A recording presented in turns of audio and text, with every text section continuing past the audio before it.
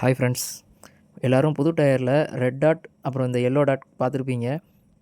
இதில் இந்த red dot டயரோட ஹெவியஸ்ட்டு பாயிண்ட்டையும், எல்லோ டாட் டயரோட லோயஸ்ட்டு பாயிண்ட்டையும் தாங்க மென்ஷன் பண்ணுது. நான் தற்செயலாக ஒரு வீடியோ பார்த்தேன். அதில் இந்த எல்லோ டாட்டை வந்து கண்டிப்பாக மவுத்து பக்கத்தில் தான் மாட்டணும். அப்போ தான் பேலன்சிங்கில் வெயிட் கம்மியாக கேட்கும் அப்படின்ற மாதிரி ஒரு வீடியோவை பார்த்தேன். அப்படி மாட்டலைனாலும் எந்த ப்ராப்ளமுமே இல்லை. அந்த எல்லோ பாயிண்ட்டை கொஞ்சம் நீங்கள் தள்ளி மாட்டினாலோ இல்லை அதுக்கு ஆப்போசிட் சைடில் வச்சாலுமே எந்த ஒரு பெரிய இஷ்யூவும் இல்லை. என்ன மாதிரியே அந்த வீடியோவை பார்த்து கஸ்டமர்ஸ் யாரும் கன்ஃபியூஸ் ஆகிராமல் பேனிக் ஆகாமல் இருக்கணும் அப்படிங்கிறதுக்காக தான் இந்த வீடியோவை மேக் பண்ணியிருக்கேன். வாங்க டீட்டெயில்டாக பார்ப்போம். இது ஒரு மவுத்தே போடாத புது டிஸ்க்கு தான். வாங்க பேலன்சரில் எவ்வளோ வெயிட் கேட்குன்னு செக் பண்ணி பார்ப்போம்.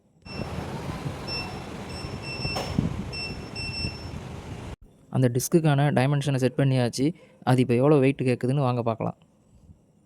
அந்த டிஸ்க்கு பார்த்தீங்கன்னா இன்னர் சைடு 0வும் அவுட்டர் சைடு 5வும் தான் கேட்டிருக்கு. ஸோ அந்த டிஸ்க் டாலரன்ஸ் லிமிட்குள்ளே தான் இருக்குது. வாங்க இப்போ அதில் மவுத்தை மாட்டி செக் பண்ணி பார்ப்போம். புது மவுத்தை போட்டாச்சு. இப்போ பேலன்சரில் எவ்வளோ வெயிட் கேட்குதுன்னு வாங்க செக் பண்ணி பார்த்துருவோம்.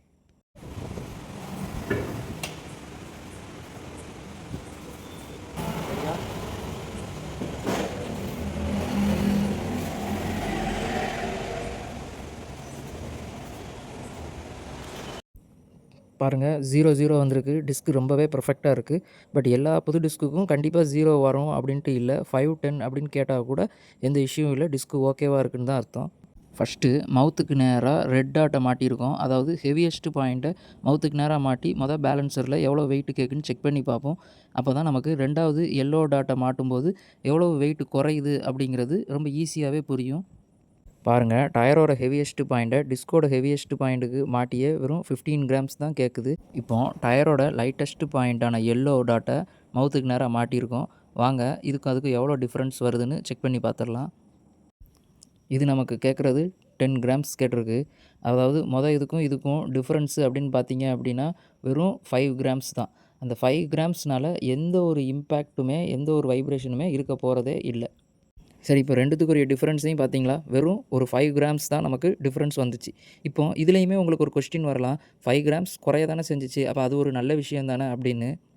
சிம்பிளாக சொல்லணும்னா வீல் பேலன்ஸ் அப்படிங்கிறது புது டயரை மட்டும் டிபெண்ட் பண்ண ஒரு விஷயம் கிடையாது.